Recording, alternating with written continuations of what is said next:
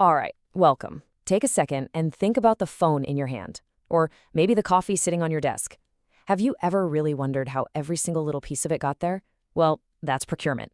It's kind of like the hidden engine that powers pretty much everything, from these massive global supply chains all the way down to your local coffee shop. It might not sound super glamorous, but trust me, without it, the world we know would just stop. So let's dive in and see how it all works. It seems like a simple question, doesn't it? But seriously, think about it. How does a huge company, or any company really, go about buying every single thing it needs to function? We're talking everything from paper clips for the office to giant custom-made factory parts. Well, it all comes down to a really carefully structured process that makes sure they get the right stuff at the right price and at the right time. So what is procurement, really? Well, it is definitely not just the single act of buying something. It's the whole shebang. It's a complete system, a journey, you could say, that kicks off the moment someone identifies a need. Then it moves through finding and negotiating with suppliers, and it only really ends after the very last piece of paperwork is filed away. It's the entire strategic process of getting the goods and services a company needs. But here's the thing. The real goal of this whole system isn't just about, buying stuff. It's so much more than that. It's all about adding real strategic value. Let's take a look at what that actually means. The phrase you really need to latch onto here is optimal value. And this is absolutely crucial. It is not about finding the cheapest price. No way. Great procurement is a balancing act. Think about it. The cheapest machine part might break down and shut down an entire production line. That's going to cost way more than a slightly more expensive, but reliable part would have. Optimal value is that perfect sweet spot where cost, quality, and reliability all come together.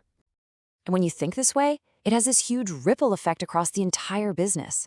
A really solid procurement strategy doesn't just save a few bucks on a spreadsheet. It builds a tough, resilient supply chain, making sure you never run out of what you need. It protects the company by seriously checking out suppliers and contractors. And, of course, it gives you vital financial control, stopping waste and fraud in their tracks. So, what does this actually look like day to day? How does it work in practice? Well, let's follow the journey, which usually breaks down into 7 key steps. And to make this super clear and concrete, we're going to follow a hypothetical bicycle company. Let's say they're doing pretty well, but they've just hit a snag. They're running low on wheel spokes for their most popular bike. Okay, so here's how it plays out. Step 1, the factory manager realizes, hey, we need more spokes. That's the identification of need. Step 2, the procurement team gets to work, researching and evaluating different suppliers. Step 3, they start negotiating to get the best possible terms. We're talking price, delivery schedule, quality, all of it. Step 4, once they've got a deal, a formal purchase order is created and sent. Step 5, the spokes arrive, but they don't just go into the inventory, they're inspected to make sure they're up to snuff. Then step 6 is payment. This often involves something called a 3-way match, which is super important to make sure the purchase order, the invoice, and the delivery receipt all line up perfectly. And finally, step 7, all the records are filed away properly. This whole methodical approach is designed to prevent really expensive mistakes.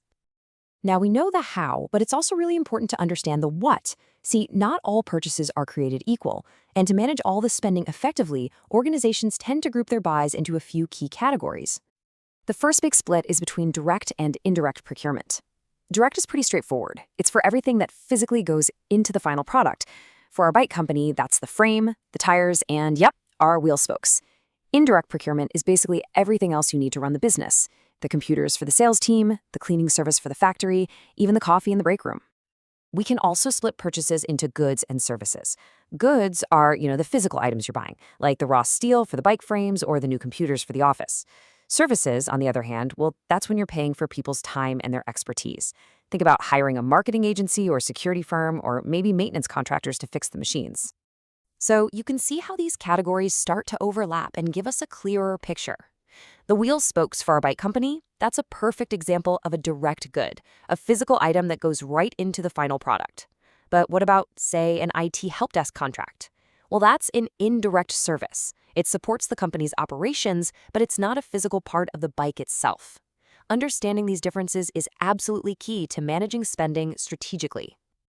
Okay, so we've walked through the process, we've looked at the different categories, let's bring it all home. At the end of the day, why should we care so much about all this procurement stuff? Here is the real takeaway. Procurement isn't just some boring administrative task, okay? It's a deeply strategic function that really anchors the entire organization.